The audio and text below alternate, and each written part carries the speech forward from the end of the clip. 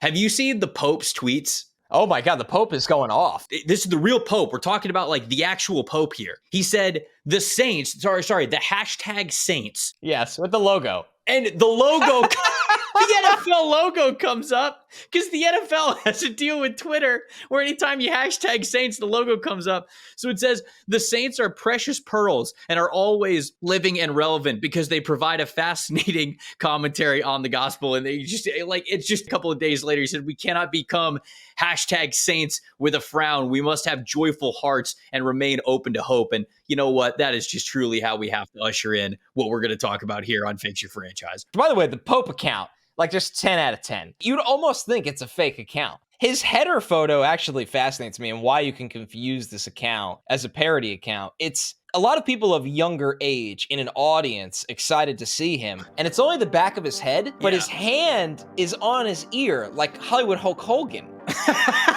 Hollywood Pope Hogan is what you meant. There you go.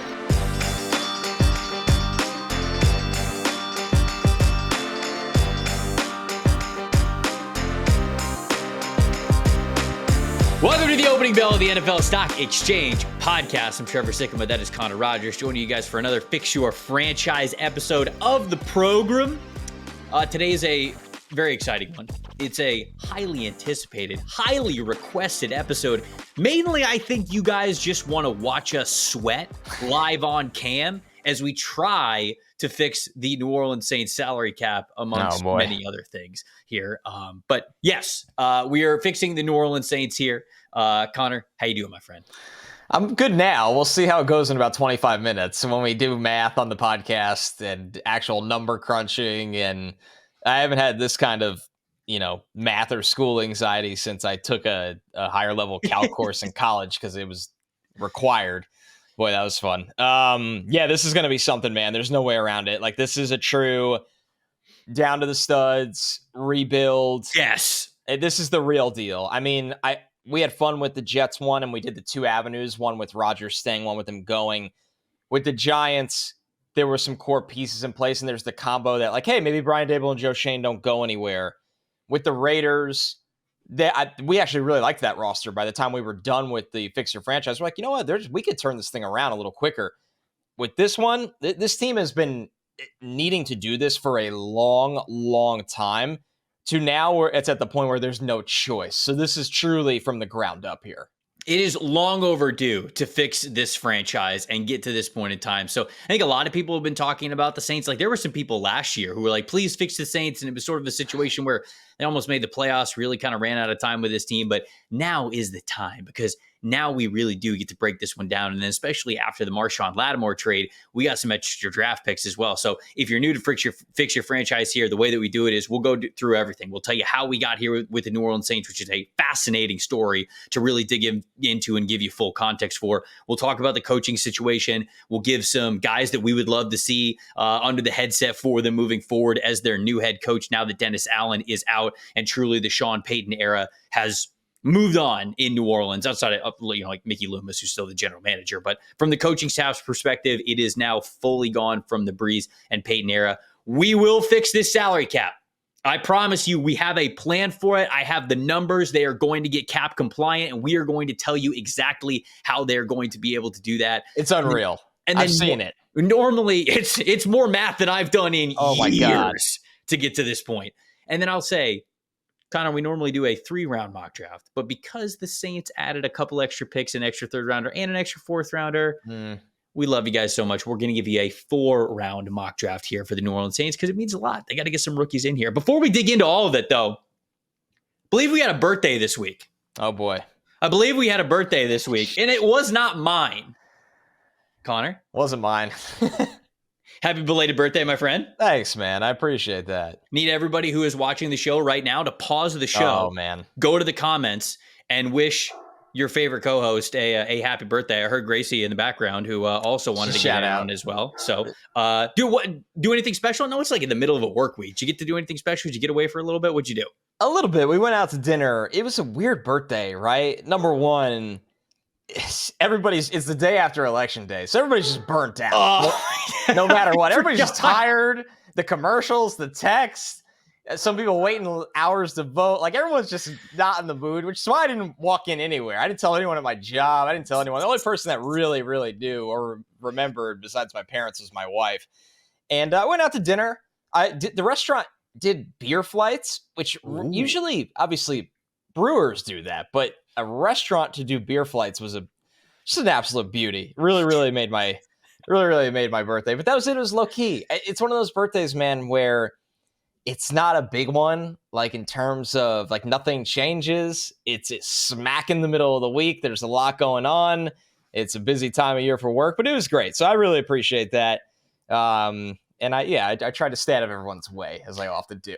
Well, your present here from everybody is we get to put you to work and we get to have fun here on this podcast and try to fix the New Orleans Saints. But truly, happy belated birthday, my friend. I hope that everybody gets in on it as well and wishes you a happy birthday and a phenomenal year. I know we're going to have a phenomenal year here on this podcast. So let's talk about how we got the Saints like roll out a cake for me and I look down at it and it says salary cap hell and they smack me in the face with it. Wait, have you seen I don't know why this made me think of this. Have you seen the Pope's tweets? Oh my God, the Pope is going off about the Saints. The Pope is like talking about the Saints, but obviously the Pope this is the real Pope. We're talking about like the actual Pope here is online tweeting from the hip. Pope Francis, what was this? 2 days ago. He said the Saints, sorry, the hashtag Saints. Yes, with the logo. And the logo the NFL logo comes up because the NFL has a deal with Twitter where anytime you hashtag Saints, the logo comes up. So it says the Saints are precious pearls and are always living and relevant because they provide a fascinating commentary on the gospel. And they just like, it's just hilarious. And like, you've got the actual New Orleans Saints team quote tweeting it. And they're just like, thank you, Pope. Like, we needed this. And then a couple of days later, he said, we cannot become hashtag Saints with a frown. We must have joyful hearts and remain open to hope. And you know what? That is just truly how we have to usher in what we're going to talk about here on Finish Your Franchise. You think the Pope actually tweets? He's 87.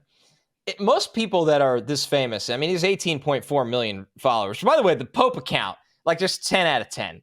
Like the location, Vatican City, you'd almost think it's a fake account. And then you realize it's got 18.4 million followers. Then you see the NFL logo for Saints in it. Like, I was kind of just waiting for like a hashtag keep pounding somewhere or one pride, or like Giants pride or hashtag take flight. His header photo actually fascinates me and why you can confuse this account as a parody account. It's a lot of people of younger age in an audience excited to see him. And it's only the back of his head, but his hand is on his ear like Hollywood Hulk Hogan. Hollywood Pope Hogan is what you meant. There you go. I mean, what is he? Is he telling the young fans? Like, like pump he's up got the crowd? he's got his own entrance music too. Like, what people don't realize is that at WrestleMania, The Rock's gonna for Cena's final match, because John Cena's final match is coming up. It's gonna be a winner take all for the Universal title, Cena versus the Pope. People don't realize that. Special guest referee. Who would the special guest? There's so many good options for special guest referee. I mean, it would just have to be Shawn Michaels because I feel like it's always Shawn Michaels when it comes to the special. The Pope's entrance music, "Hail Mary" by Tupac. Wow! Yep. Wow! Yep. Good pull. Good pull. All right. Before we get more sacrilegious here on this show, let's get into the New Orleans Saints specifically, not the Saints that the Pope is referencing. Although maybe it is. Who knows? Maybe he's a big Saints fan. New Orleans Saints are 2-7 here on the season. They're tied for the worst record in the NFL. They started the year 2-0, and Connor, boy, did it look great. Obviously, a disappointing year for them in 2023. They bring in Derek Carr. They've still got Dennis Allen. They still had Pete Carmichael as their offense coordinator, longtime offense coordinator. And the thought was, at least on Vegas' side of things, that they were the favorites to win the division. It's close towards the end. The Buccaneers end up winning the division. The Saints finish one game above 500, and they miss out on the playoffs. And that was disappointing, I think, for Derek Carr getting there, because we watched the Saints, and this is sort of bouncing around a little bit. We watched the Saints continue to kick the can down the road with this veteran roster after Breeze retired. And we went, what are they doing this for? You know, it wasn't Andy Dalton. It wasn't Jameis Winston. Like, what do you do? Why are you continuing to do this to your franchise? Why are you lying to yourself about where you actually are? You had your winning window with Drew Brees. And when they brought in Derek Carr, you go, okay, I guess the rest of the roster is there. you've kept it afloat to be able to go get a guy who has been inconsistent, but at least has shown flashes of high-end quarterback play at the NFL level in Derek Carr. And you thought that was going to be the answer. So it wasn't quite last year, but going into this year, it's like, all right, well, maybe there's still some hope here. You bring in Clint Kubiak, you change things around on the offensive side of things. They start off 2-0. They absolutely obliterate the Carolina Panthers. They obliterate the Dallas Cowboys. Then the injury bug started to hit them a little bit, and it went off the rails. They have lost 7 games in a row. They're currently picking, if the draft were this weekend, number 3 overall with a low strength of schedule and tied for the worst record in the league. Before we sort of get into the lore of truly the backstory of how we got here in this situation where the roster is, where the cap space is, Connor, your thoughts on sort of the Saints last year and this year at this point in time? I want to be fair to the Saints this year because while I have not agreed with their doubling and tripling and quadrupling down strategy over the years, and I've made it known on this podcast, I am far from a Derek Carr fan. So I did not particularly like that move, which kind of give a resurgence to this doubling and tripling down. The Saints have had a lot of bad luck this year, and the Saints today and the last month or so are a much different team that came out of the gate really hot. Now, that's football. Injuries can change your season at any moment. They were a team that I thought Rashid Shaheed's speed really, really opened up their offense, and he developed into a guy that was a fun special player, and then he developed into a legit wide receiver too that could stretch the field, open up your run game, create more space on the field. I thought their offensive coordinator and Clint Kubiak was doing a lot of good things to keep Derek Carr at a traditional dropbacks, which protect their leaky offensive line. They obviously use a lot of motion. And then guys get banged up. They lose Shaheed for the season. Kamara has even, quietly during a presser say he had a broken hand he's been playing through. Olave with a really scary concussion, and Olave was having a tough season before that. Carr, up and down player in general, also gets hurt. They want to see what they have in Spencer Rattler. That kind of blows up in their face. So I think the Saints have had as much bad luck as possible. They've been a little bit of a Murphy's Law season, but maybe, Trevor, they needed that in the worst way rather than winning. Say they stay, relatively healthy. And say they go 8-9, and then they're on this mold of they came into this year, nobody thought Dennis Allen was the right head coach of this team. So you're kind of just riding that out longer than you should have. You don't really think that Derek Carr is going to make you a legitimate threat in the NFC. Are you going to be up there with the Lions, what the Niners were supposed to be, the Packers, now the Commanders, who are headlined by a big quarterback? Are you going to be up there with those teams with Derek Carr and a not-so-great offensive line? No, you're not. So maybe things just completely going off the reserve, like just falling off a cliff, was in a weird way the best thing now for the Saints, because it kind of feels like they can truly press the nukes button here and go, you know what? We're going to get a ton of picks, which they've started to do. We're going to finally trend backwards to getting our salary in a normal state of affairs. And we're going to have this slate be so clean with assets that, we'll see what happens at the front office, but at a minimum, we're going to get a little bit more creative on the coaching staff, I think, as well. So yeah, long way of saying, maybe this is the best thing to happen as much as it really sucks right now for Saints fans. I think there's a couple of ways that you could look at this. In terms of winning a Super Bowl, I think that this is the best thing for them, because it allows them to truly hard reset their team. And we've talked about this before here on this podcast. The worst thing that you could be is in the middle. You either want to be pedal to the metal, you believe that you can win a Super Bowl, you have the quarterback, you have the contracts, you have the roster, you have the coaching staff to be able to do it, or you want to be bad. You want to have high draft picks. You want to be able to draft the franchise quarterback. You want to be able to build the roster through the draft. It's one of those two things. And, the NFL operates a little bit differently.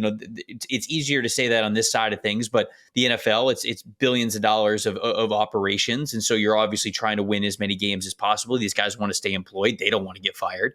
So obviously the practical aspects of that, it doesn't always work out in that way. But I would say that the only place that I would really push back on sort of what you said there, because I agree with almost everything, is the way that they played in those first 2 games does have to intrigue you. Now, they were playing Carolina and Dallas, two of the worst teams in the NFL. Yeah. But they kicked the crap out of them. So, yeah, they did. in my opinion, if you sort of go off with what you said, if the injury luck, if the bad luck, if that just doesn't bite them as hard as it has this year, if Murphy's Law doesn't just absolutely smack them in the face, maybe they do go 10-7. Maybe they do win this division. But then at that point, I go back to what I said originally. Is that enough? Is you making the playoffs and winning one playoff game, like, is this roster going to be better next year? The answer is no. Not like when it comes to being competitive and going for a Super Bowl. I mean, we're going to get into this exercise in like 45 minutes, but in order for you to just be cap compliant, this is basically the roster.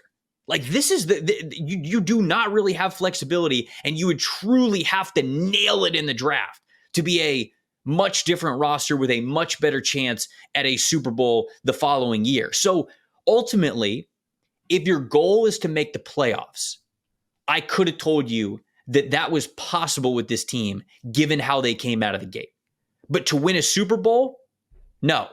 I don't think that the current path that this team was on was going to win you a Super Bowl this year, next year, the year after that. I don't think that it was going to come until you fully rebuilt this football team. And so, to your point there, I agree with you that is a blessing in disguise, right? Where it accelerates maybe what you would want to do or what you have been putting off for the last 4 years. And that is totally reset this team. So I think that would be the way that I would sort of just respond to that. And if you didn't have anything that you wanted to kind of add to that, I can talk about sort of the Sean Payton, Drew Brees years and then how we got here. Okay. Yeah, let's do the how we got here for sure. So Sean Payton and Drew Brees come into this organization in 2006. Sean Payton comes over as the head coach. They're able to sign Drew Brees in free agency. And what was born at that point in time is just one of the best, most well-run offenses, like a dynasty of offense that we had seen, that we have not really seen very often in the NFL when it comes to top-tier play and longevity. Of course, they won a Super Bowl in 2009, but this team was fantastic even outside of that Super Bowl year. They were threatening to win a Super Bowl at multiple points throughout Sean Payton's long tenure with this team, They had a top 15 offense in the NFL every single year that Payton was the head coach, other than that 2021 season, which was the first season that he did not have Drew Brees after Drew Brees retired. And they were a top 10 offense in the NFL in all but 3 of his seasons since 2006. They were, in fact, a top 3 offense and even the number 1 offense at certain points in time. That run that they had was phenomenal. And I think to really understand how we got here, we have to talk about the stretch of 2017, 2018, 2019, and 2020. Where this team won double-digit games for 4 straight seasons with 4 straight NFC South championships. The 2017 season, I think, was a really good year for them. Obviously, it was great. They made the wild card. They had a monster draft after that. I mean, the 2017 NFL draft for the New Orleans Saints is legendary. Marshawn Lattimore in the first round, Ryan Ramczyk in the first round, Marcus Williams in the second round, Alvin Kamara in the third, Alex Anzalone in the third, Trey Hendrickson in the third. That's nuts, Connor. That's insane. That is high profile NFL talent and like franchise defining talent for almost 6 straight picks there. So you have the 2017 success, and then you have the 2017 draft class, and then you have some free agents that you've added as well. That 2018 team was the best team that they had. And they were one, I'll say it, horribly missed defensive pass interference call away from potentially going to the Super Bowl. Because it wasn't a guarantee that they were going to get to the Super Bowl and win that game, even if they called the flag, but it obviously helps them in their favor because they probably don't go to overtime, or even if they do go to overtime, maybe the ball bounces a different way. So it's not a guarantee, but it was an egregious missed call. They believed that they were one missed call away from the Super Bowl in 2018. So of course, Connor, you're not going to blow it up after that. You're going to continue to go all in. 2019, okay, they lose the Vikings in the wild card round. 2020, that's Drew Brees' last year. Now all of a sudden, the drop-off's been heavy for Drew Brees. That should have been the signal. So Sean Payton sticks around, okay, like it doesn't really work out after that. 2021, not a great year. I think they finished 9-8. Sean Payton retires. That's the moment. This is your signal. This is your right. sign. Giant flashing neon lights so much that you're getting a seizure. Rebuild the team. That was your winning window. Those are the 4/ maybe squeeze in 5 years that you could have maybe convinced yourself that you were going to win a Super Bowl. But that did not happen. And then they continued to, I mean, the Taysom Hill contract, the Cesar Ruiz contract, the Marcus May contract. It's like, what are you guys doing? You don't even have the quarterback to get it done. They thought that they could replace Drew Brees with Andy Dalton and like I said, Jameis Winston. And it just, that, Connor, is where I think they really got themselves into some trouble. And it's not totally unescapable trouble. But over the next 2 years, they got to eat a lot of their vegetables, I think, and really step back from the cap. But that is sort of how I get us to this place, to the New Orleans Saints. But anything to add, I would love to hear it of kind of how we got here. Well, two things. I'll get to all of that in a second. What's even crazier is that 2017 draft, the last pick of it in the 6th round was Al-Quadin Muhammad, the defensive end out of Miami. 6th round pick 196. He's still in the league. Yeah.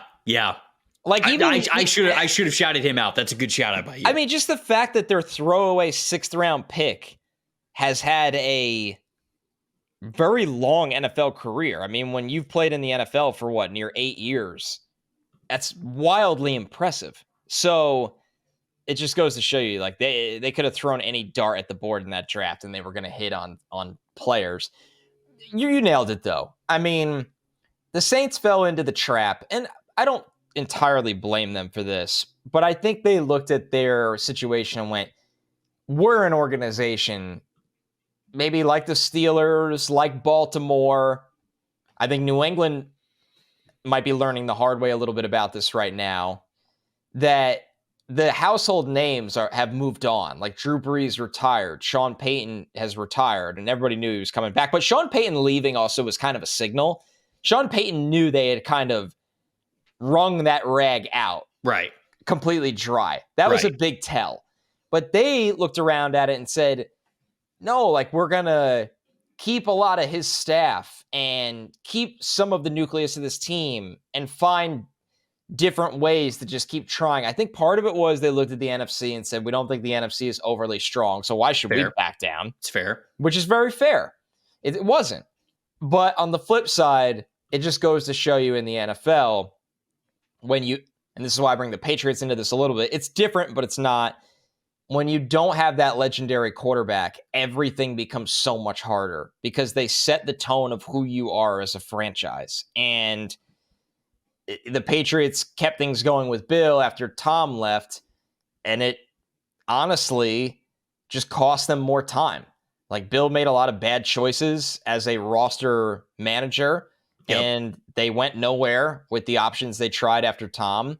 And now they have hired a Belichick guy in Mayo in a way. And I like Drake May a lot, and they're going to get it right eventually, but I'm not a big believer in Mayo. Like, this happens to teams sometimes, and sometimes it doesn't.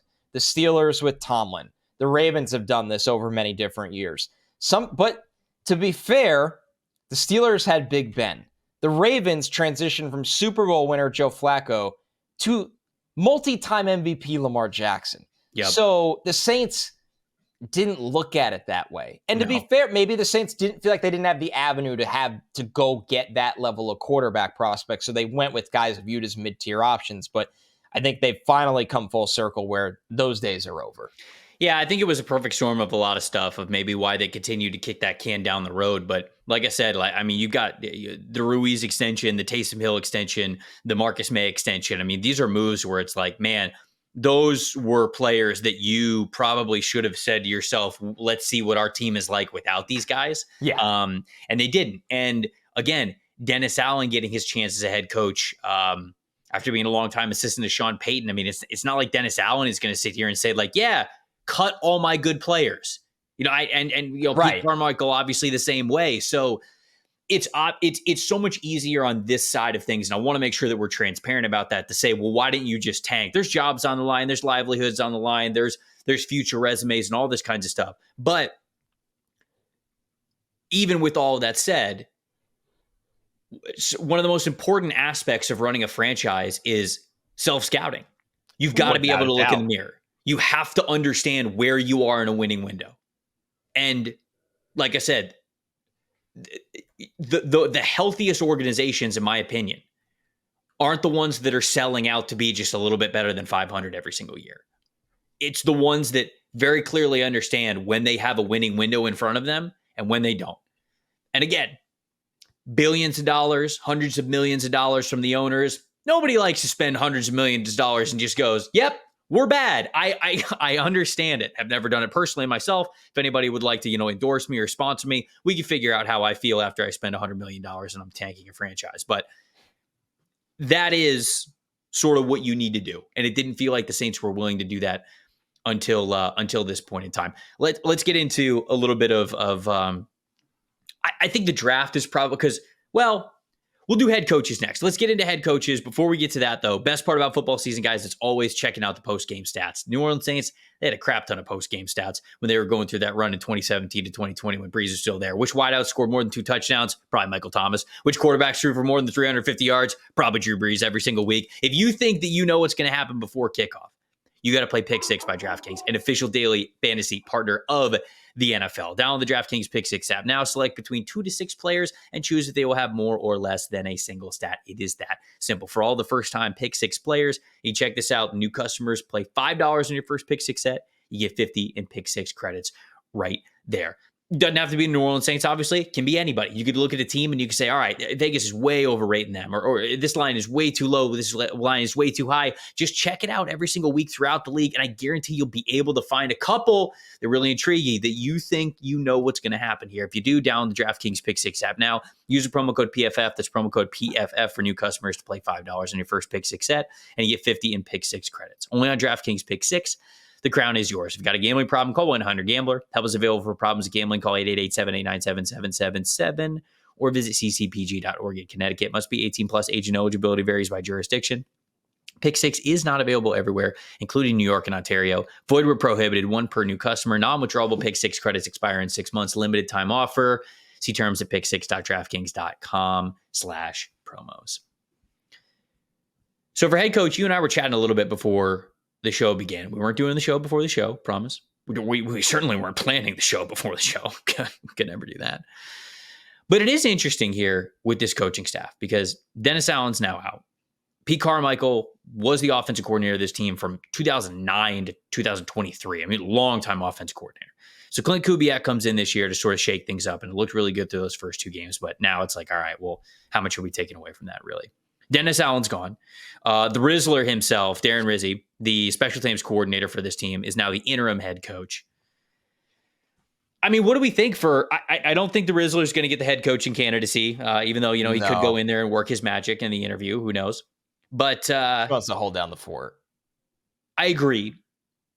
I also don't think this is a job for any head coach, right? I don't think that we could just list off exactly the same names that we had before. Some similar, but the Saints situation is different, knowing that you are looking down the barrel of a multi-year rebuild. And Connor, you brought up New England. I think that's a great thing to bring up. Gerard Mayo gets elevated to the head coaching spot, and there's other factors that go into this, but like people were talking about canning him after this year. Guys, you were going to suck this year. Yeah. That roster's bad. Now, if he's showing you signs of not being a great head coach behind the scenes, okay, that's different. But to ask a head coach to sign up for a multi-year rebuild, knowing how impatient this league is, it's not for everybody. So do you have any head coach candidates that you love for this situation? This is one thing we did talk about a little bit, where I just feel like this isn't a scenario that the Saints are going to look for a veteran guy that is looking to win pretty early on. This feels like a total, almost in a way, when the Panthers hired Canales, you knew it wasn't always going to be pretty this year. And it's been a tough go of it for the Panthers all around. But when they made that hire, the thought was, we're going to get an offensive guy in here. We want to staple him to our young quarterback. And we're really going to try to get this roster right over the next couple of years. The Saints, after the disaster that Dennis Allen has been, they scream to me, most likely young offensive mind. Now, I am intrigued by Todd Monken in this in this area because Monken is not a guy that's been a head coach in the NFL. So it is giving a guy that there's something different about your first shot, right? Whether it's the energy, whether it's, having new ideas, getting that first chance. So Monken is the outlier here, and he's an offensive mind. Make no mistake about it. That would be with the goal of we're drafting and developing a quarterback and trying to develop an offense. Now, when you look on the other side, like I was pointing out, this is not a spot for Vrabel or Belichick. I don't think so either. I think some people in the comments might be like, why wouldn't you want an experienced guy to usher in the rebuild? I don't think any of them are going to sign up for this. No. Vrabel, to me, after how things ended in Tennessee, I'll make this clearly, wherever he goes, I think he wants the keys to the car. Yeah, that's a good point. We'll use Vrabel for the teams where the slate can be really wiped clean. He might be, they might have a GM where he goes. They might hire a GM, but Vrabel might have control of the roster. There's a big difference, folks. That's why when you talk about like the Jets and Giants, there's a chance that those slates are wide open. But when you look at, the Saints are a perfect example right now. As it stands, it just feels like not the spot for Vrabel, not the spot for a Belichick. But we were looking at really young names for this. We say this every show, but it's good to clarify because we understand a lot of people listening to this show might not listen to our podcast. You're here because for the first time because you're a Saints fan or whatever it may be. Ben Johnson is just a hard guy to figure out. Ben Johnson has turned down better opportunities than this. He could have been coaching Jaden Daniels right now in Washington, and he chose not to. So just saying Ben Johnson does make a lot of sense for this job. Of Younger, course. offensive, creative guy that when you draft a quarterback, you could staple him to the hip of him. But we just don't know how to react to Ben Johnson. Joe Brady has worked for this franchise before. If teams think Joe Brady is worthy of head coaching interviews, this wouldn't be a shock if this is a place that interviewed a Joe Brady. I'm personally out on Bobby Slowick being a head coach this offseason. I think he's had a really tough year with the Texans. The Texans are fine record-wise, but if you watch the structure of their offense, there's a lot of issues right now. So that's the personality and type of person I'm thinking here, Trevor. It can be a little difficult to just dive into endless names, but I do think that's the style of coach that the Saints will kind of tunnel vision their search on. I also agree with you. I think that this is a young man's game, if you will. Like I think this is going to attract a younger coordinator, but I would open it up to either side of the ball. I don't think they're franchise quarterbacks on the roster. Although when we get to how we do our draft strategy, I'm not opposed to letting Rattler ride out this season. With the Saints picking number 3 overall in the draft right now, we don't know where they're going to end up.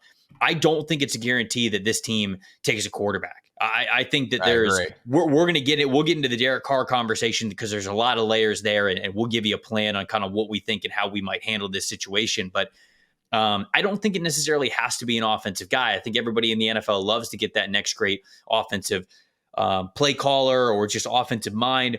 There's a couple that come to mind. I don't hate Todd Monken as a suggestion for this team. I just don't think he'd do it. Because of the way that we set it up, where you mentioned you only get maybe one crack at this to be a head coach in the NFL. I just don't know if Monken, throughout his whole journey of college and NFL football, if he's going to be willing to sign up for what the Saints are going to be over the next couple of years. So would love him for the team. I don't know if he'll do it. Liam Cohen from Tampa Bay is a great call out. I think that would be a really good player or coach for them to go after. I will say I would have a hard time thinking a reality exists where the Bucs let him leave and keep Todd Bowles as head coach at this point in time. So that's a bad process if they do. Although I think, and I don't think Tampa would do it. I think if it's marginally, there at all whatsoever, I think that they would rather promote Liam Cohen than watch him go to their rival team in New Orleans. So I would love him as a fit. I don't know if that's realistic. Joe Brady, very interesting. Certainly him sort of coming home, if you will, back to New Orleans. I do like that one. Adam Stenavich, who is the offensive coordinator for the Green Bay Packers, I think is very interesting. Doesn't call plays because Matt LaFleur calls the plays, but he was the offensive line coach for the Packers for a couple of years. From everything that I've read, They love him in that organization. They've had no problem elevating him to offensive coordinator and run game coordinator and basically giving him as much power as they can outside of calling plays and taking that away from the head coach and Matt LaFleur. So it seems like he is on the up. That is somebody who maybe could be interested. He's got a trenches background. You could say to yourself, we're going to build that as the health of our team moving forward. And he's a guy who knows how to do it. And then the final name I'll throw out there is Jesse Minter, the defensive coordinator for the Los Angeles Chargers, who is the defensive coordinator for 2 years under Jim Harbaugh at Michigan, certainly when they went on the college football playoff run and lost, and then when they went on their national championship run. Now he brings Jesse Minter over. He's currently the defensive coordinator for his team again, now in the NFL, and they have the number one defense in the NFL. Like, it's just very clearly, I don't think, for as good as I think Jim Harbaugh is, I don't think that's all Jim Harbaugh. I think that it's a lot of Jesse Minter as well. And from the way that they coached the defensive side of the ball at Michigan to the rise of them winning that national championship, and then what we are seeing from the Chargers this year, that tells me he's a damn good coach. And I think first and foremost, that is going to be what's really important, because here's another thing, Connor, not to spoil sort of how we're going to talk about our free agency and our roster plan, but you're going to play a lot of rookies over the next 2 years. You're going to play a lot of young guys over the next 2 years. If you don't have a good football coach, this team's going to be dog shit. They're going to be bad. And that, I think, also, not that you want to like short-term vision this, but I throw Jesse Minter in there because I think that he would be a really strong candidate for this football team. I love that you brought up Minter's name because I love his background, right? This is somebody that has lived on the defensive side of the football for the last 20 years. I mean, defensive intern at Notre Dame in 2006. But what intrigues me is almost a half decade with the Baltimore Ravens organization, working as a defensive assistant coach on their staff. And then you're in Michigan, you know, obviously with Harbaugh for 2 years. And then he takes you, it says a lot when he takes you to the NFL with him and the job they've done with a defense that has been turned around largely schematically, in my opinion, with the Chargers. It's not like the Chargers went out there and drafted like 5 new key studs and are just magically and signed all these huge free agents and they're so much better. The Chargers have made a lot of internal corrections and fixes as a football organization on the defensive side of the ball. So if they are going to get away from the offensive approach, Minter has the credentials that warrant consideration, because maybe he can adopt some of that Harbaugh ball style, that you are going to be the physically toughest team on the field each week. We're going to learn how to run the ball. And yes, we are going to draft a quarterback, but our expectations for that quarterback to be our hero aren't going to be in the first 2 years of his career.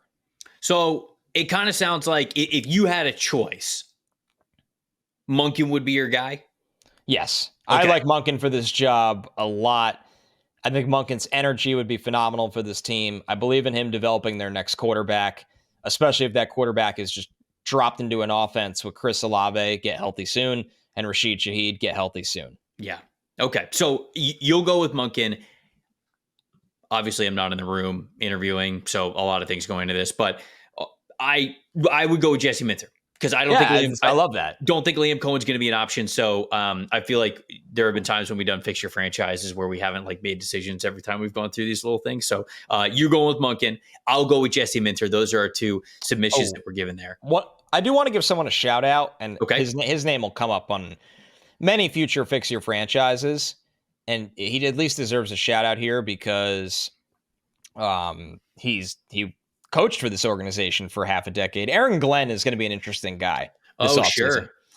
Aaron Glenn's going to be a really interesting guy this offseason. He's the defensive coordinator for the Lions. The Lions, especially up front and on the back end, the Lions are a really good defense. There's no way around it. The Lions are Aaron Glenn's time is coming. He's 52 years old. He played in the NFL for a long freaking time, man. For a cornerback to play in the NFL for 14, 15 years is absolutely insane. He's been a coach in this league for another 10 years. He's been the Lions defensive coordinator now for 3 or 4 years. He was the Saints DB's coach for 5 years.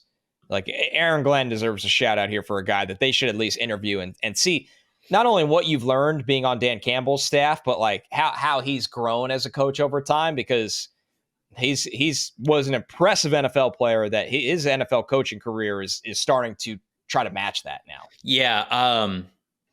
Man, I can't I love remember Aaron if, Glenn. he is somebody who I just wonder if he is going to be a victim of people giving Dan Campbell, I don't want to say too much credit. That's not the right word, but No, he already has been. giving all the credit to Dan Campbell, because Glenn has interviewed for a head coaching spot in each of the last 4 seasons. He had 3 or 4 last year, if I remember correctly. And so at this point in time, he's interviewed with a lot of teams and he hasn't landed a head coach yet. Now, that's not to say that you can't still do it. Obviously, Dan Quinn is somebody who took a lot of interviews and now, he finds the right spot and then he ends up going to Washington. So not that it's impossible. I just wonder if we're getting to the point where is Dan Campbell, just from the league's perspective, the one that's getting all the credit for what's going on the defense side of the football for the Lions. But I do think it's a good shout out, regardless of whether or not that's the case. Glenn certainly being a former player, a good coach, a guy who knows how to get it done. And again, when you are going through what the next 2 years are probably going to be for the New Orleans Saints, for you to have that player background in your resume as you address the media and as you address the fans and try to make sure that they understand that you have this ship going in the right direction, like having that background relating to the young players, instilling some of that wisdom, that is an important thing that goes into being a really good coach. So I think it's a good shout out with Aaron Glenn. Well, and you also wonder, everybody's like, who can get Ben Johnson? Who can get Ben Johnson? Well, can Aaron Glenn get one of the guys working under Ben Johnson, and maybe he surprises us? These are the things that I'd want to speak to him to know what his plan is. We didn't mention Clint Kubiak.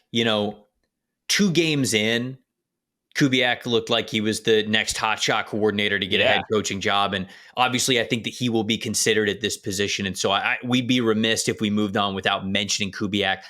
I just don't know if there's going to be enough there. Maybe he has sort of disassociated himself enough with Carr or this current regime to be like, no. If you hire me as the head coach, I will be able to usher in something new. I wasn't with the coaching staff when they were here during the Sean Payton era. I am new enough to where it is as if not only am I a new face, but I just simply have a head start. Like I already know a lot of the guys on the roster. Maybe that is the case with Kubiak, but I'd still go with Jesse Minter. You would go with Todd Monken. But those are the candidates that we have. We would love to hear from you guys on who you might want or who you think is a good spot or a good coach for this team in the current spot that they are in. This show is sponsored by our friends over at BetterHelp. Think of a time recently when, you felt like you couldn't be your full self. Halloween, October, this time of year, the costumes, the masks, all that good stuff. It's always fun for those holidays, but it's not as fun when you feel like you got to wear a mask, you got to wear a costume in social settings, around your friends, around your family, at work, all that kind of stuff. When you just feel like you can't be genuine. Therapy can help you learn to accept all parts of yourself so you could take off the costume, you could take off the mask in those situations where you don't want to be wearing it. I've been doing therapy for over 1.5 years, and in a lot of ways, it has helped me just like that. It has allowed me to accept exactly who I am. And that is the things that I love and the things that I want to get better. And it has helped me sort of lean into those things that I do well and really attack those areas that I want to be better as a person, not just for myself, but for everybody around me as well. It can be a really good, useful tool to understand how your mind works, how you come to certain conclusions, your reactions, patterns, behaviors, all that good stuff that goes into sort of who you are as a person on the outside to other people. And it allows you to just understand those things really well. It's not just for people who are struggling with something specific, although I will say it can be great for that as well. If you were thinking about starting therapy, give BetterHelp a try. It's convenient, it's flexible, it's an entirely online way to get therapy that is right for you. You just fill out a brief questionnaire, get matched with a licensed therapist that you can switch with at any time for no additional charge. You can take off that costume and mask and be your genuine self with BetterHelp. Visit BetterHelp.com/NFLSE to get 10% off your first month. That's BetterHelp, HELP.com/NFLSE. All right, the part that everybody's been waiting for. Enough talking. See some action. What are we going to do with this team? Who are we keeping? Who are we building around? And what the hell are we going to do about it? What in the world are we going to do about a salary cap situation that as of right now, their projected salary cap, effective salary cap, I should say, which takes into account getting to a 53-man roster and their rookie draft class, negative $73 million in the red. That is not It's hard to do. Before we get into sort of like some of the players on the roster, because this is going to be a little bit different of a situation than the fixture franchises we've done already, because simply put, Connor, we're not trying to save money or be like, ooh, how do we bring somebody new in? This is simply about becoming cap compliant and getting you to a spot where you can actually move forward in the draft. And you are going to have to draft for the core of your team specifically over the next 2 years. And I think when we talk about this roster, we got to start with how they have drafted. I think really 8 years ago is where we got to begin. The 2016 NFL draft for them was good. It was Sheldon Rankins. It was Michael Thomas. It was Von Bell. It was David Onyemata. Really good football players there. That was their 2016 class, a smaller class, but it was great. You have that 17 class, which I mentioned: Lattimore, Ramczyk, Williams, Kamara, Anzalone, Hendrickson, Muhammad. One of the best, highest hit rate draft classes you are ever going to see in your life. So they nailed it in those 2 draft classes. And then they absolutely regressed probably further from the mean into that now, okay, not great category. 2018, Marcus Davenport, Traquan Smith, Rick Leonard, Natrell Jamerson, Kamir Moore, Boston Scott, Will Clapp. I mean, that's basically a 0, especially with how hurt Marcus Davenport was. You're getting 0 guys that are still contributing to your team. That's a 0. I had to make sure Rick Leonard was a real human. That's a fake name. When I saw a 4th round pick, Rick Leonard, I'm like, man, I was doing the draft in 2018. I don't remember Rick Leonard, and he was the 127th overall pick in the draft. No recollection of Rick Leonard at all. You don't remember Pickle Rick? Now I do. All right, so 2019, there was some good in 2019. So we're getting a donut, 0 from 2018. Not a contributing draft class for you at all. 2019, you get Eric McCoy, stud, and CJ Gardner-Johnson, who I get it. He's bounced around a little bit, but like CJ's good. CJ's good player. Good. Absolutely nuts. Yeah. Good player. CJ's a good football player. Gator great, by the way. Yes, so of course. You get those 2 guys in that class. It's Saquon Hampton, Elise Mack, Caden Ellis after that. Which Caden Ellis is still in the league, but 7th round pick. I mean, I don't know if there's I call Ellis. There's Ellis's running around everywhere. It's amazing. Would I call that a hit from them? How many years was he in New Orleans? He was in New Orleans for 4 years. He started his 4th year. Damn, he had 7 sacks in 2022. All right, maybe 2.5, 2.5, maybe with Caden Ellis. Yeah, well, he's a 7th round pick, so the bar of being a hit is so low that the answer is yes. So the 2019 draft, all right, not so bad, especially because it was only a. No, but here's the problem: it is bad because they never have picks. Well, okay, so yeah, turn the page. Now we're getting to the real issue. So 2020, I think it's 2020 is a 0 because Zach Bond's now a stud for you on another team. Alex Troutman is now on the Broncos. Cesar Ruiz is not good, and you extended him. Sorry. So I'm going to be harsh on the 2020 class. I really am. 2021. I do remember Tommy Stevens. I remember Tommy Stevens very well because the thing with Tommy Stevens was that like he could almost do Taysom Hill things was the sell. Okay. Did you know that Tommy Stevens is the highest graded quarterback that we have in PFF in the CFL? I knew he's been tearing it up. I did not know highest graded. Highest graded because his rushing grade is like a 99.7. Right. Because of how often he converts a first down. He had 9 rushing touchdowns in 2022 in the CFL. Yeah, that was the whole sell with Tommy Stevens. Like, you could do running quarterback packages with him. 2021, Peyton Turner with the first round. Then you get Pete Werner, Paulson Adebo. Okay, I like those. 2022, you get Chris Olave. Great. You get Alontae Taylor. Great. Trevor Penning. Bad. Really terrible bad. Trade. Horrible trade. And that's the problem. Is that's when we now get into what the Saints you traded up for Trevor Penning, which is bad. You didn't have a first round pick the following year because of it, and then you had to trade Sean Payton. So your first round pick that year was a Sean Payton trade just to have a first round pick back. And you took Brian Bresee, who has not been good for you. Isaiah Foskey, okay. Kendre Miller, always hurt. Nick Saldiveri, backup offensive lineman. Jay Kaner might be the savior. Who knows? And then we have in 2024, I like Talise Fuanga, I like Kool-Aid McKinstry, and then it's day 3 picks after that. Spencer Rattler, maybe he's a starting quarterback for you next year. We'll see. But after those 2 legendary draft classes, it was not successful enough in the number of picks you had and the hit rate specifically, I think, with your first and second round picks to actually supplement the kicking the can down the road. The kicking the can thing, people think that it's just the salary cap. No. You were giving up a lot of draft picks as well. You were giving up on the meat and cheese of your team. You got to build through the draft, man. And they missed on Peyton Turner. They missed on Marcus Davenport. I know he was hurt, so it's hard to be too harsh on that one. But they missed on Trevor Penning. It looks like Brian Brzee is not going to be worth a first-round pick. I hope that he is. I'm not giving up on him, but the hit rate's got to be a lot higher with those guys in the first round. And not only have they not had a lot of picks, they haven't hit when it matters most. And that's also how we got into this place with the New Orleans Saints. It's a long road to get there. I mean, there's no way around it. Like, this is the perfect example of, well, number one, they created top-heavy situations, or they were attempting to. Being that aggressive for Trevor Penning was okay, we're going to surrender a ton of assets, a lot of future ones, but we think we have our left tackle of the future. And it goes to show you how much of a glass house the NFL draft could be, because I don't want to make this a pile on Trevor Penning just because we didn't like him.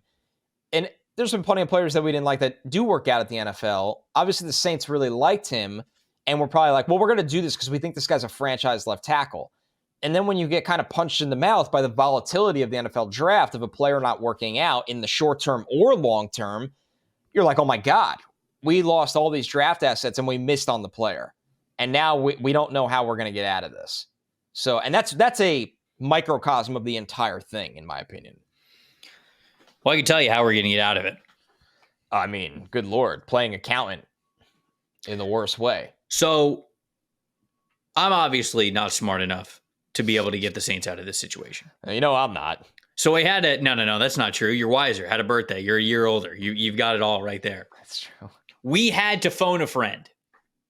Good friend of the show, Brad Spielberger, who you've probably read so much of his work at PFF over the last couple of years. He's not with PFF anymore. He's out doing his own thing, greener pastures, if you will. I don't know if that's true, but independently, he's having fun doing some draft prospecting. Dude, Brad is deeper in the NFL draft bag than I am right now. I'm like 250 deep, and he's like, dude, you got to give me sleepers to watch. I was like, you got to give me sleepers to watch. You're like 400 guys deep in this draft class already. Well, he's not wasting his time like us idiots on Twitter and podcast. He's having a good time on the agent side of things, scouting on that side of stuff. But Brad's a cap guru. So I called him and I was like, how do we fix this? And he's like, all right, we work through it. Let's work through it now. Let's get a plan together. Connor, I sent you sort of the numbers and the information, so feel free to jump in at any point in time. But I'm going to lay out for the people some of the notes that we have here and how we get out of this mess for the New Orleans Saints. The first thing that I'm going to say is really anticlimactic, and that is the fact that the Saints aren't really in danger of not being cap compliant. And a way that Brad actually kind of said it to me is, you know, people look at the negative number, the big negative number, $73 million over the cap, and they freak out with the Saints.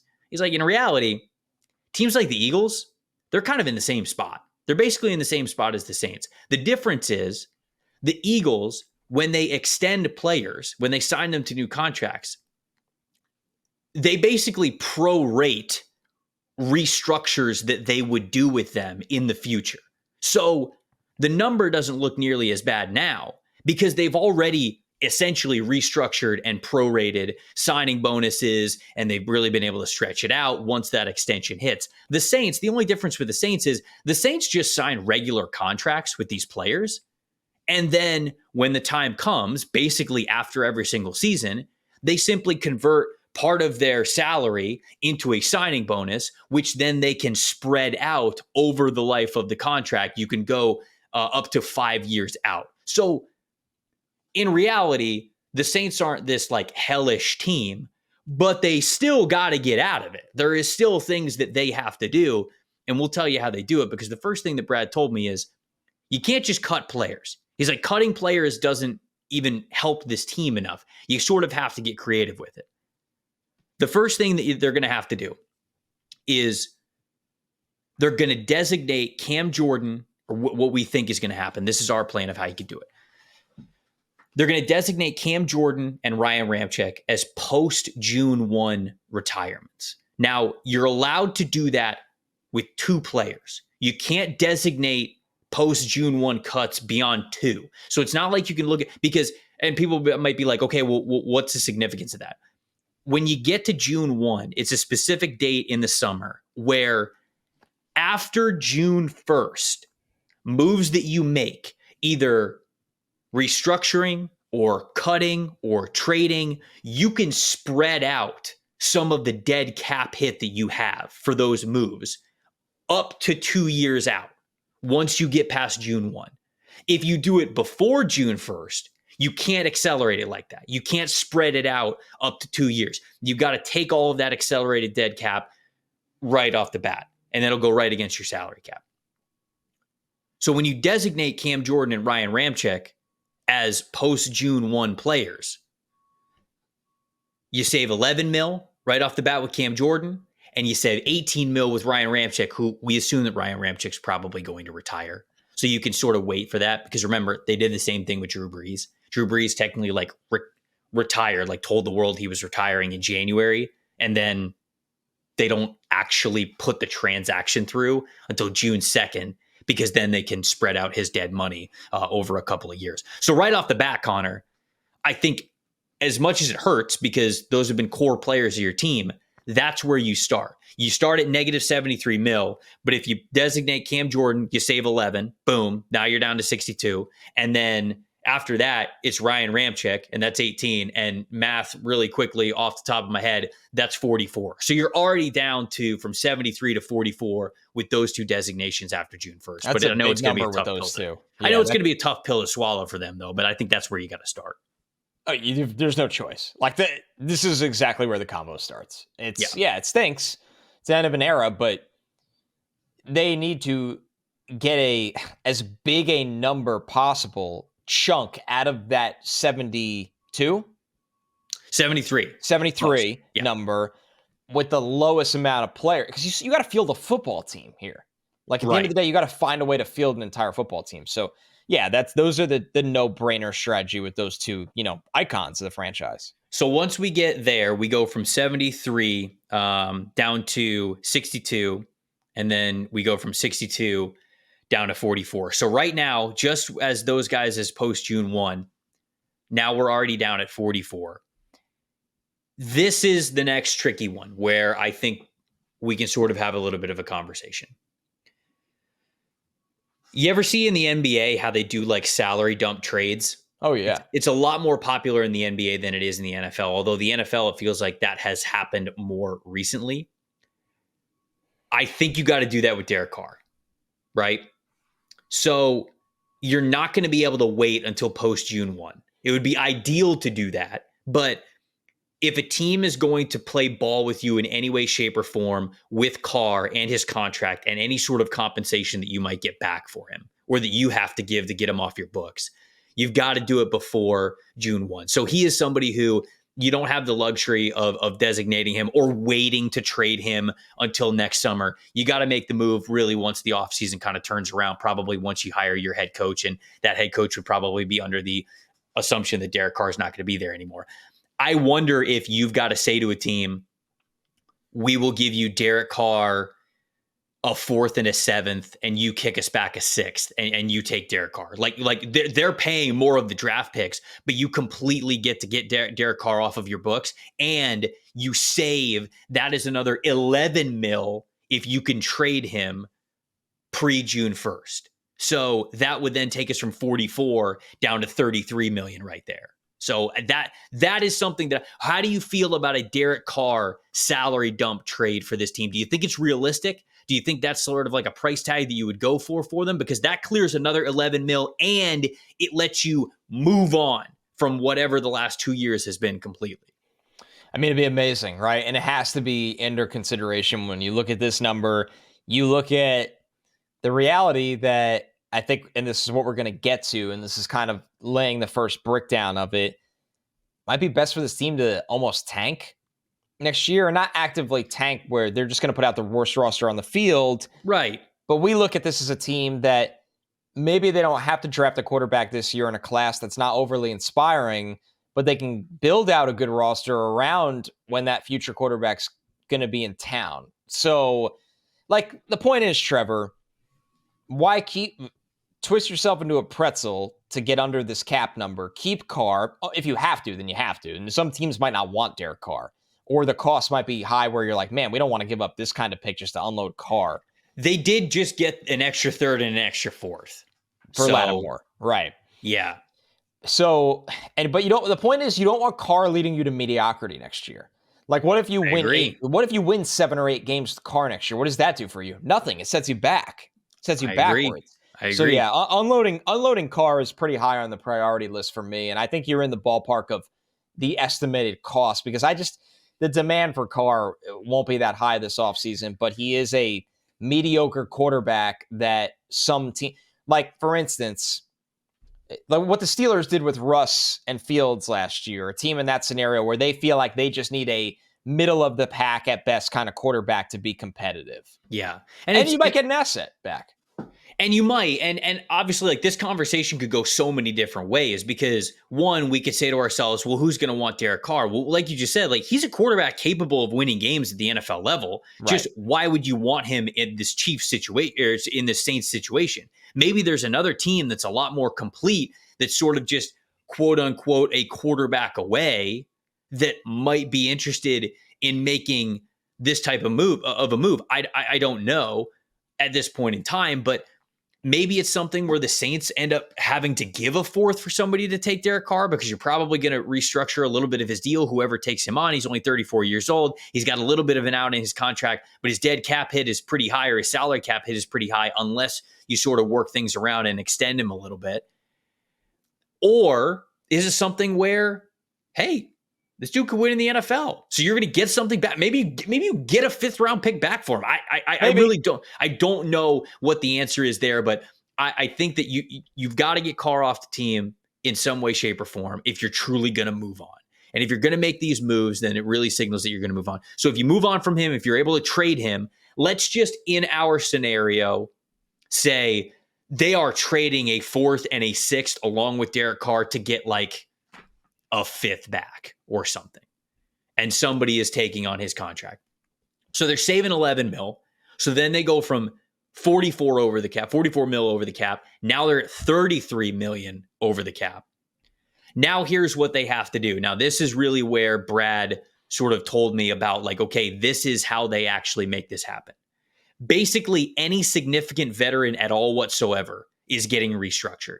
And it's not a big deal. Like, it can happen. But Eric McCoy, Alvin Kamara, which Alvin Kamara, I understand, signed a new deal, so it's probably close to what they would want, but they could still probably restructure it a little bit.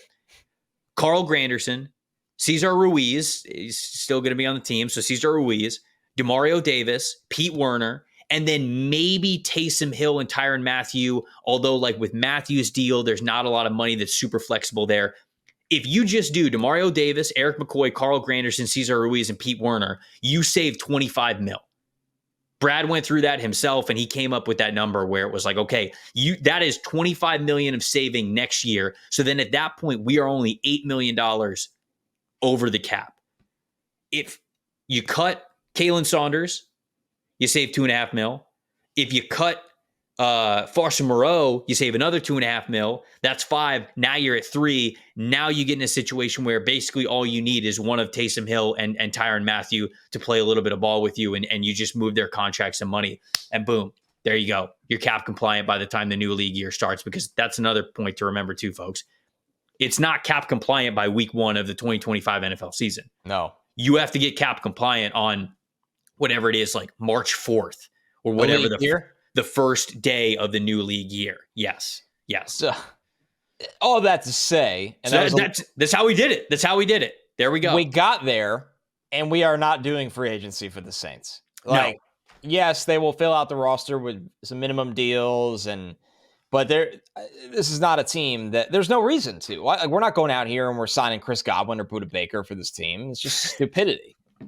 Just stupidity. But And we they're are just doing a lot more draft picks than we usually do. We are doing a lot more draft picks. So, just to sort of recap, the Saints, they're $73 million over the cap right now. That includes the Marshawn Lattimore accelerated dead money that when you traded him, there was that dead money there. Although it is a little bit different. I think people are looking at it like, oh, like that dead cap was kind of going to be there anyways. So it was sort of a neutral move to trade him when they did, because that was sort of already built into the effective cap space projections that we saw.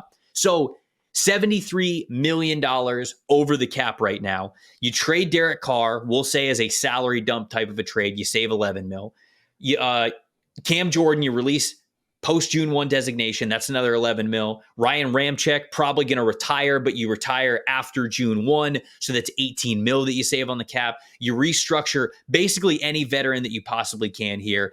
Eric McCoy, Alvin Kamara, Cesar Ruiz, Demario Davis, Tyrann Mathieu, those kinds of guys. And you can save up to 25 million. Probably, actually, it's probably, if you do it with everybody, it's probably up to like 28, 29 million. And then if you move on from Kalen Saunders and Foster Moreau, that's another 5 million. Boom, there you go. You're at the cap floor. You're positive by probably like $1 or $2 million there at that point. So I don't know. Saints will probably bring in some free agents just because nobody ever like brings in like nobody except for the Cowboys.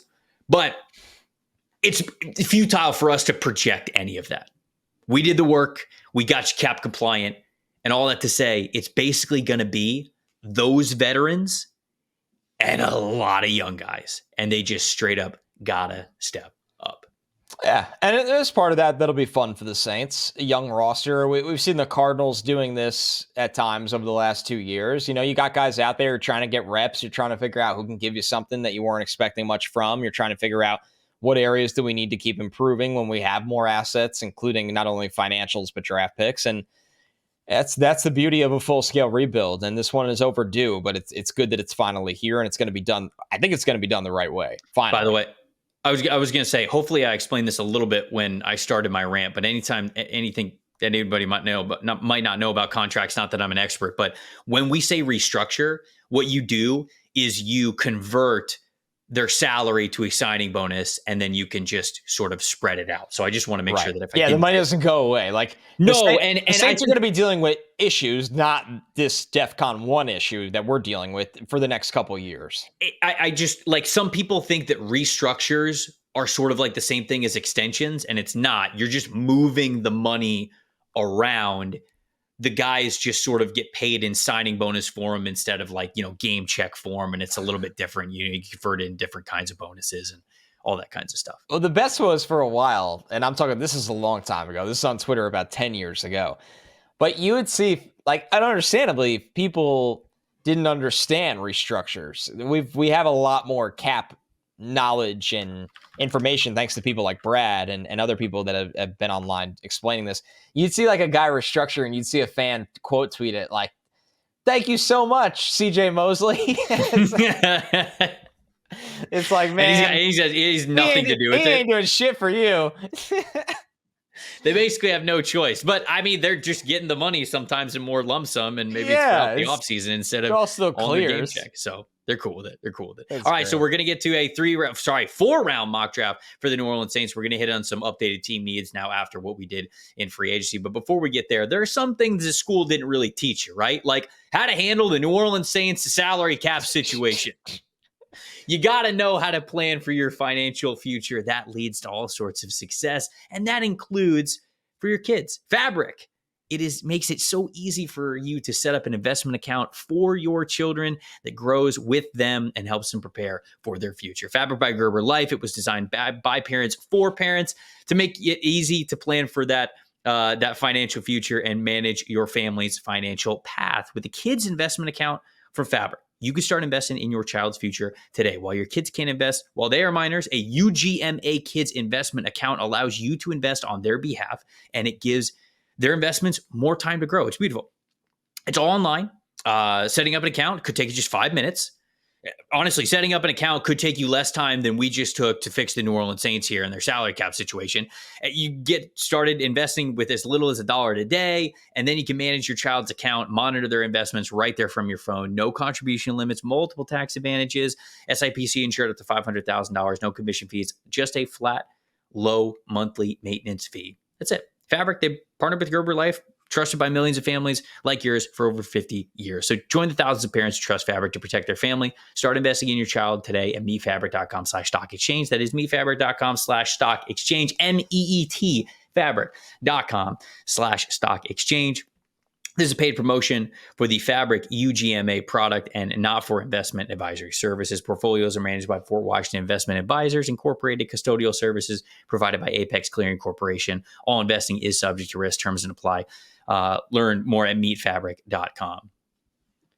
MEAT Fabric is Tommy Stevens' nickname, of course, as he's killing it up in the CFL. Can't get confused there. So I did want to hit team needs before we jumped into the mock draft because a lot of the veterans are still there. It's sort of the same, but we're doing this mock draft. At least I think we should do this mock draft. The Rat Pack is back. All right. The Rat Pack is back, Jack. Spencer Rattler, starting quarterback of this team, projected going into 2025. But you could certainly have quarterback as a need for them. I think offensive tackle with Ryan Ramczyk retiring, Trevor Penning struggling. I think offensive tackle is a need for them. Edge rusher, no Cam Jordan. Isaiah Foskey hasn't exactly broken out. Like, I think edge rusher is a big time need for them. Corner, maybe. I mean, well, yeah. Obviously, a spot has opened up. Well, yeah, actually, it has to be because Adebo's hurt, right? And he's a free agent upcoming. You just traded Lattimore, so one. Yeah, corner definitely a need. I need to make sure I throw that in there, and then tight end if we get rid of Foster Moreau. They got Juwan Johnson. Juwan Johnson slander? Is it? I mean, I didn't mean for it to be. He's been hurt like all year. He had a serious offseason. This team is Chase Young too. I forgot. Yeah, I don't know why. Well, I mean, he's a free agent, so they're not going to have him much longer. Why didn't they trade him? I guess there was just you couldn't get. I was going to say, I don't know. Honestly, nobody probably wanted him. I'm just being honest. Yeah, I don't know. It's been a tough go of it for Chase Young. All right, let's fire it up. Let's fire up the mock draft simulator. We got a lot of work to do, partner. Boom, there it is. All right, if you want to do some mock drafting for yourself, head on over to pff.com. Get yourself a PFF Plus subscription. You can get the fully unlocked mock draft simulator, which takes you all the way up to 5 rounds right now. And as I add more players to the big board, that'll eventually get to 7 once draft season is really in full swing. We're going to go 4. We're taking the New Orleans Saints here. We have them currently picking at 3 because, well, they are currently picking at number 3. Do they have their picks? They've got 3, 35, 67. No, they need Washington, so we need to trade them Washington's, 93, I guess that would be? Yes. Their third rounder this year. I'll make sure we get the exact Lattimore. And then 4th rounder for... Oh, we can select the player. Look at that. That's a beautiful part about the mock draft simulator. It's an amazing machine. Yeah. All right, so... Yeah, they sent Lattimore in their 2025 5th. Okay. Well, I mean, that doesn't really matter for us. Yeah, I'm just letting you know. And the good people. Okay. The Saints got a 3rd, 4th, and 6th. Oh, and the 6th. Again, it doesn't matter. Nice little trade. Yeah, that doesn't really matter for us, but good return. Because in 2025.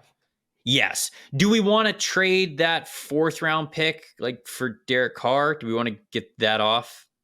Yeah, that's probably what it could cost. I think let's stick with our plan here. Okay. All right. Let's just say. I just picture us stapling a 4th round pick to Derek Carr's back and sending him out the door. All right.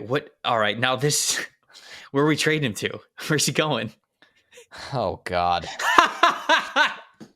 Yeah, this is the problem with all of this. This is the giant problem. Do we have any place that would... because we're certain the Raiders are drafting a quarterback, so it's not them. Man. The Titans? I mean, Titans fans would murder us, I understand. Yeah, that's a problem with this exercise. There's going to be a fan base are going to kick the crap out of us no matter what. Does not listen to this podcast anymore because of this. He's almost going somewhere as a backup in this scenario when you're honest with yourself. Okay, this is really gross. But say Bryce Young plays out the rest. No. Listen. Say Bryce Young plays out the rest of this year and is okay. He kind of looks like the guy we saw against their win over the Saints. And ironically, say the Panthers don't want to go into the year with the disaster class scenario that Bryce stinks and they have nowhere to turn. So they get an asset back, which they need. They get the fourth round pick. They get the fourth round pick, and we're going into the year. Bryce is our starter, but Carr is the veteran on the roster. But you get an asset with him. So you have a viable backup or emergency plan for Bryce stinking again, and you got an asset. Can I talk Panthers fans into this? Listen, I know it's hard. Can I talk you into it? I should probably call it a day. You hate it. What about the Steelers? No, I do hate it. I hate it. I don't even like it either. I've never felt more like a used car salesman in my life. Yeah, this thing right here, it could go for days. Slapping the hood. It's got the wheels falling off. Yeah. It doesn't start. All right, I'll give you a choice. Okay, you ready? Oh, I guess. Titans, Browns, Steelers. It's the Browns because I think the Steelers should just bring back Russ in that scenario. They have their own situation of this for cheaper. Actually, now that I'm thinking about it out loud, I don't know if they can. Well, all right, Miami. What about Miami?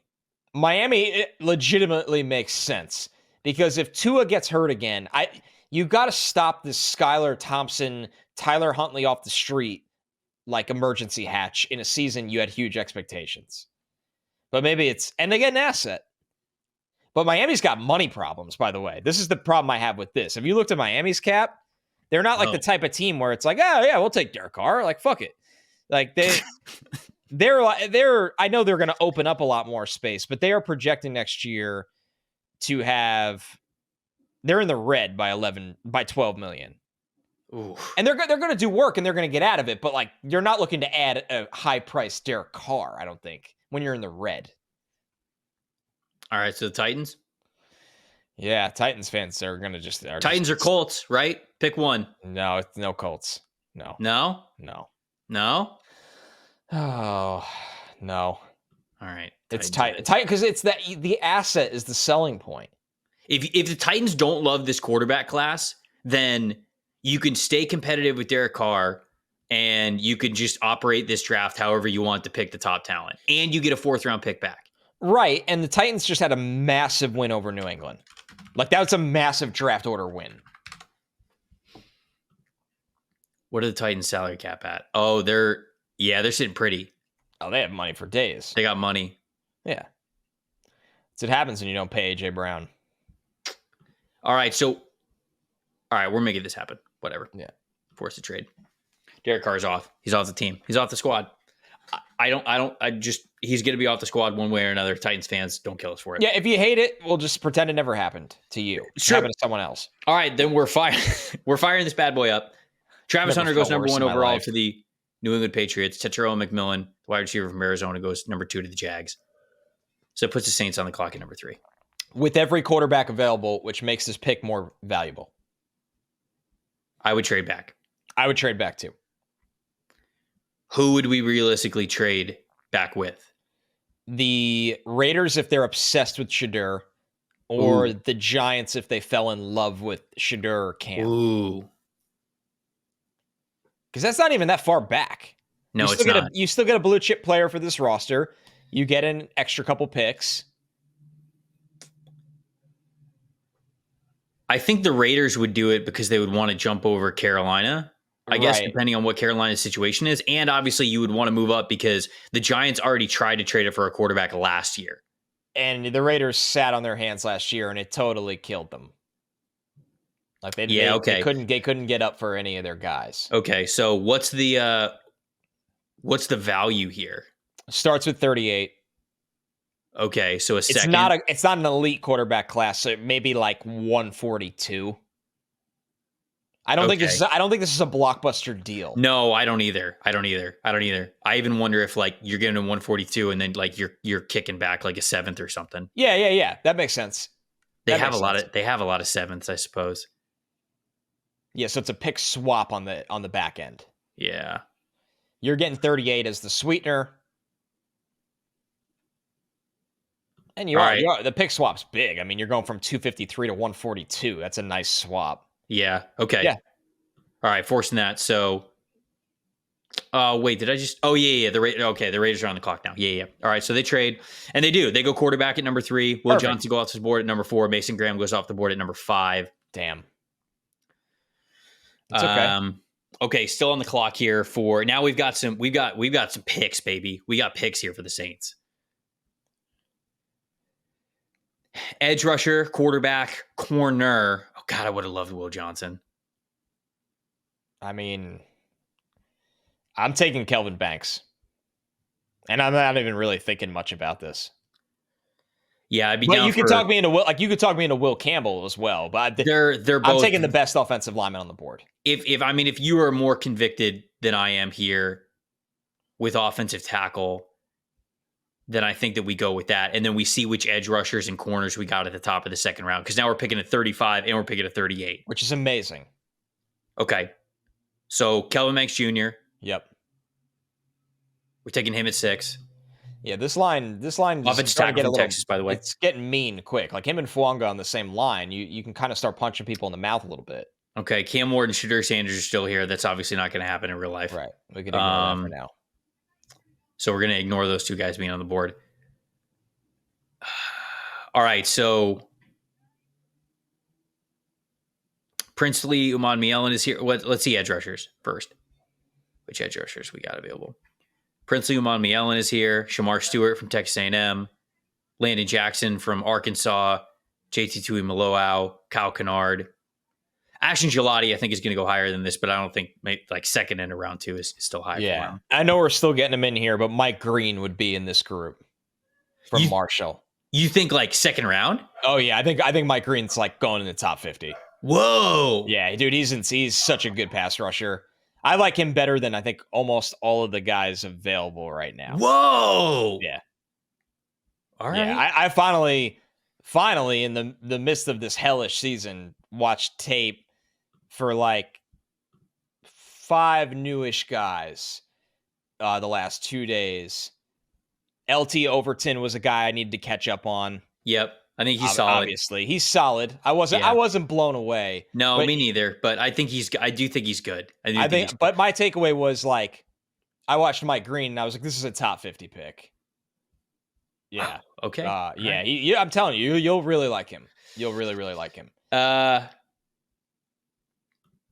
there's some good pass rushers available here. I'm curious at corner what's here. Jahdae Barron is still here. Who we really have liked on this show. And I know that we've picked him already during a fixture franchise, for the Jets. But I do think that he's the best pick here. Yeah, that's fine. I'm looking at the corners that are left, and I like him the most. I like jumping on him the most. Yeah, because he's really talented. He can play in the slot. He can play on the outside. All right, let's take Jahdae Barron at 35. If you're cool with that. Yep.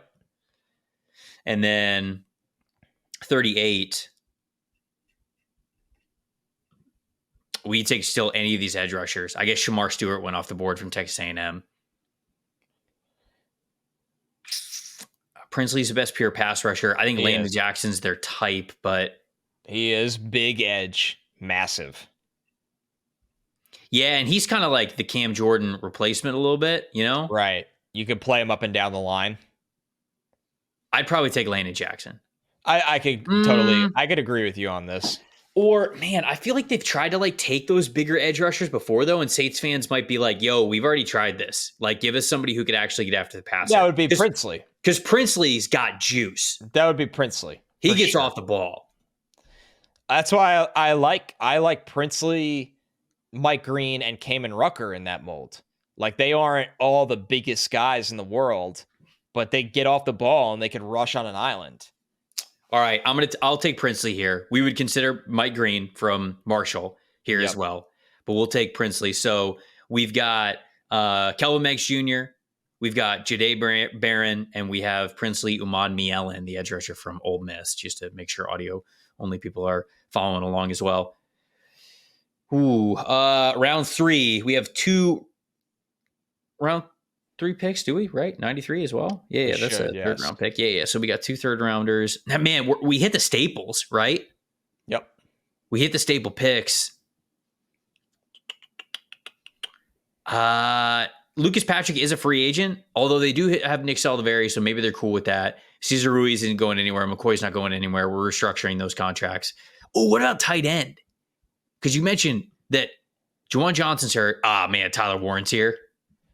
Yeah, he should be gone. He should be gone. So we won't pick him, but I will say I think we could pick like Harold Fannin Jr. or Mason Taylor. I think we can get them at the next pick, though. Don't you? Like any of the three? I think we could get one of them there, yes. Like Eli Stowers is probably the guy from Vanderbilt that I would target if we're waiting until 93. I'd probably take an interior offensive lineman here. You could also talk me into just taking Tyleek here and just have this beefy interior. But I guess they're waiting to see what Brzee could do this year. Yeah, but but remember, we would have moved on from Kalen Saunders, maybe also Nathan Shepard. Right. They have nobody. They drafted Christian Boyd last year. I like Tyleek a lot if he's going to be here. Yeah, I would take Tyleek in this spot. Because we took a lighter pass rusher, so at some point we need a beefier front. Yeah. To balance that. I think Tyleek Williams might be gone before this. I think there's certainly a chance. It's late. But yeah, it'd be pretty lucky if you got him at 67. Who are the other interior offensive linemen that I think went off, or the interior defensive linemen that went off the board? Oh, Sanders went a lot earlier, so that would have been a spot where, okay, I'm cool with this. We can take Tyleek here, and it's either Tyleek or, like, I think TJ Sanders from South Carolina, I'm higher on, so he goes higher in the mock draft simulator. Sure. But if this was TJ Sanders instead of Tyleek Williams, I like that. I still like that. Sure. So we'll take Tyleek here. And then let's see what tight ends we have available at 93. Yeah. Good call. Fannin, Mason Taylor, Gunnar Helm, Eli Stowers. It's Fannin, right? In this spot? Dude, I might take Stowers. Okay. That receiving grade's crazy. Let me see. I just updated my tight end rankings, but it's not in the simulator yet. I do have Stowers ranked above Fannin. Okay. But fine. I actually have Gunnar Helm ranked above him too. It's sort of just Eli Stowers is the more just receiving type of tight end. Yeah, Gunnar can play on the line of scrimmage a little bit. Gunnar can definitely play on the line of scrimmage. Fannin is so nasty though. This year he's crazy. Let's just draft Fannin. Let's give people a fan favorite. Harold Fannin Jr. has already got over 1,000 yards as a tight end for Bowling Green. Just insane PFF grades. Actually, let me pull those up because they're hilarious. Just so people on the screen who are watching can see them. Look at this. 96.3 receiving grade. Stupid. Absolutely ridiculous. 1,033 yards already this season. Monster. He's having like an Isaiah Likely year. Oh, he truly is. All right, so we got one more pick here in the 4th round because we traded the other one for Derek Carr. Sorry, Tennessee Titans fans. Just to recap, we've got Kelvin Meggs Jr., offensive tackle, to play on the other side of Talise Fuanga. We've got Jahdae Barron to start at corner now that Marshawn Lattimore is gone. We've got Princely Uman-Mielen to start at edge with Cam Jordan being gone and just needing a little extra juice there. We drafted Harold Fannin Jr. to start at tight end after moving on from Boston Moreau because we needed to save a little bit of cap there. And then what was the other pick? There was one other pick. Who was it? Tyleek. Yeah. Tyleek. And then it was either, Tyleek Williams, the defensive tackle from Ohio State, was there. But if he's not, if you think that he's going to go a lot higher, TJ Sanders from South Carolina, another guy who I think can really give you some juice on the interior defensive line, especially if we're moving on from Kalen Saunders, if we got to move on from Nathan Shepard as well, which we didn't bring up in the cap segment. But this one's kind of just a dealer's choice here, I think. Show me the wide receivers. Show me wide receivers. Show me wide receivers. Okay. Nice ones. Pat Bryant, Ty Felton, Ricky White. I like all three of those guys. Pat Bryant would be awesome because between Olave and Shaheed, they don't have a big, outside blocking wide receiver. That's true. Like, Bryant complements what they have. I like Ty Felton a lot, but you already have Shaheed. Bryant's a big guy. Like, he's a legit 6'3", 200 pounds. Yeah. And they just really do not have that wide receiver on the roster. They don't. I like this. I'm down for this if you want to do it. Yeah, Bryant would be my pick here. I think he'd be on the field for them. Illinois wide receiver Pat Bryant, the bigger, strong X type of on the line of scrimmage wide receiver there for the New Orleans Saints, which brings it to our draft. What do we get? B-? That's pretty good by PFF's grades. It's not bad. Man, so it's got like Kelvin Banks Jr. and Jahdae Barron as a reach. Again, for my updated rankings, that's going to be solid. This would be an A draft if I had my updated rankings in there, which I will get in there, guys. I promise. We're just doing a lot of things, and I'll get to it eventually. I need you guys to have the updated rankings so you can have the most realistic mock draft simulator experience. So there we go, folks. We did it. We fixed the New Orleans Saints. We started to. No, it's fixed. We're good. Super Bowl. That's it. Super Bowl. Basically, like we talked about in the cap situation, we extended a lot of the vets. Ryan Ramczyk, Cam Jordan, they're gone. We traded Derek Carr as well. We got his salary off the books. We're able to draft a lot of future starters for that team. But I think the most important part is that whether it's this draft class or last draft class, a lot of rookies have to play on this team. Whenever it is they finally decide to turn the page, which I think we tried to give you a case to be able to do this offseason. It's going to take a little bit of effort there. There's no doubt about it. We would love to hear from you guys. This is obviously a fun one, an intricate one that we got into the salary cap and the free agency situation more than we do on most episodes, just because there was a lot to work through. Is an extended mini mock draft. We'd love to hear from you. YouTube.com/@NFL Stock Exchange is the way that you guys can get in on the show. If you're audio only, hit us up on Twitter or Instagram @Tampa Bay Trey, @Connor J. Rogers. That is the best way to do that. We would love to hear from you guys, as we always do for these Fix Your Franchise series. Connor, anything else before we get out of here, my friend? No, you nailed it. Let's hear from everybody who, teams you're interested in us fixing. We'll get back to stock watching stuff too. As we said, Trevor and I have been watching some new players, some updates on players we've already seen throughout this college football season. So don't worry, we'll get back to that. But these were two big ones. The Giants fans and the Saints fans, they've been really loud about wanting these. And the thing that's fun, Trevor, is we've been doing different cases, right? Mm-hmm. With the Raiders, it was more of okay, how do we retool this roster and get quarterback right? With the Jets, what does the future look like with Rodgers or without Rodgers? With the Giants, like, what is this team for 8 years? What has gone wrong, and how did they get this right under center? With the Saints, it was financial exploration we have never dealt with throughout any fixing the franchise. So it's a little bit different story for every single team. That's the goal. It was a lot of fun. It was a lot of fun to dig into, as these episodes always are. Can't wait to hear from you guys. Wish Connor a happy birthday in the comments. I'm Trevor Sikkema. That is Connor Rogers. Thank you guys so much for watching and listening to the NFL Stock Exchange podcast. See you guys next week.